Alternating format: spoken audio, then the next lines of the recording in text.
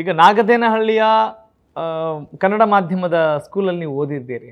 ಸಾಮಾನ್ಯವಾಗಿ ಹಳ್ಳಿ ಎಂದಾಗಿರ್ಬೋದು ಅಥವಾ ಕನ್ನಡ ಮಾಧ್ಯಮ ಅಂತ ಇದ್ದಾಗ ಪೋಷಕರಿಗೆ ಮತ್ತು ವಿದ್ಯಾರ್ಥಿಗಳಿಗೆ ಒಂದು ರೀತಿಯ ಕೀಳರಿಮೆ ಕಾಡೋದಿರುತ್ತೆ. ಅಂಥದ್ರಲ್ಲಿ ನೀವು ಇಷ್ಟು ದೊಡ್ಡ ಐತಿಹಾಸಿಕ ಸಾಧನೆ ಮಾಡಿದಿರಲ್ಲ, ಅಂಥವ್ರಿಗೆ ಏನು ಹೇಳ್ತೀರಿ ಸರ್? ನೀವು ಕಿವಿ ಮಾತು ಹೇಳಲೇಬೇಕು. ಹಠ ಇದ್ದರೆ ನಿಮಗೆ ಲ್ಯಾಂಗ್ವೇಜ್ ಬ್ಯಾರಿಯರ್ ಆಗೋದಿಲ್ಲ.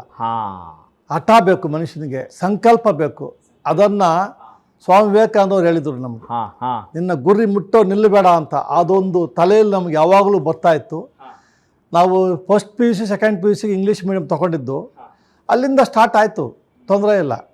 ಆಮೇಲೆ ಡಿಗ್ರಿ ಇದೆಲ್ಲ ಬರೆದಿದ್ದೆಲ್ಲ ಇಂಗ್ಲೀಷಲ್ಲೇ ಎಕ್ಸಾಮ್ ಎಲ್ಲ ಬರೆದಿದ್ದು ನಾವು. Okay, you are so confident.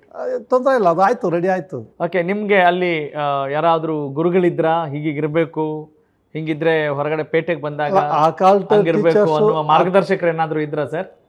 Teachers ಇದ್ದರು, ನಮ್ಗೆ ಅಷ್ಟೇ ಗುರುಭಕ್ತಿ ಇತ್ತು. ಗುರುಭಕ್ತಿ ಇತ್ತು. ನಮಗೆ ಒಂದು ಇನ್ಸಿಡೆಂಟ್ ಆಯಿತು. 6ನೇ ಕ್ಲಾಸಲ್ಲಿ ಇರಬೇಕಾದ್ರೆ ಹಾಂ ಸರ್, ನಮ್ಮ ಮೇಷ್ಟ್ರೊಬ್ಬರು ಹಳ್ಳಿಯಿಂದ ಬಂದು ಹುಡುಗರು ಯಾರು ಬೇರೆ ಲ್ಯಾಂಪ್ ಪದ್ಯ ಹೇಳ್ತಾರೆ ಇಂಗ್ಲೀಷು ಅಂತ. ನಾನು ಎದ್ದು ನಿಂತ್ಕೊಂಡೆ ಶ್ರೀನಿವಾಸಪುರದಲ್ಲಿ. ಟೇಬಲ್ ಮೇಲೆ ನಿಲ್ಲಿಸಿ ಹೇಳು ಅಂತ ನಾನು ಹೇಳ್ತಾ ಇದ್ದೆ.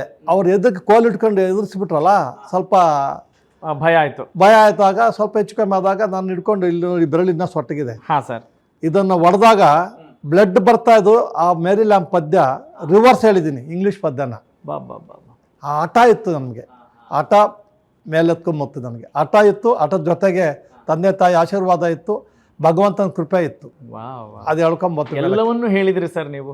ಅಂದರೆ ನಮ್ಮ ಪ್ರಯತ್ನವೇ ಅಲ್ಟಿಮೇಟು. ಹೌದು, ನಮ್ಮ ಕೃತಜ್ಞತೆ ಮತ್ತು ಧನ್ಯತಾ ಭಾವ, ಹಿರಿಯರಿಗೆ ಪ್ರಯತ್ನ ಜೊತೆಗೆ ಗುರುಗಳಿಗೆ ಗೌರವ, ಪ್ರಯತ್ನ ಜೊತೆಗೆ ಪ್ರತಿಯೊಬ್ಬ ಮನುಷ್ಯ ಆನೆಸ್ಟ್ ಇದ್ದರೆ ಈ ವಿಲ್ ರೀಚ್ ದಿ ಗೋಲ್.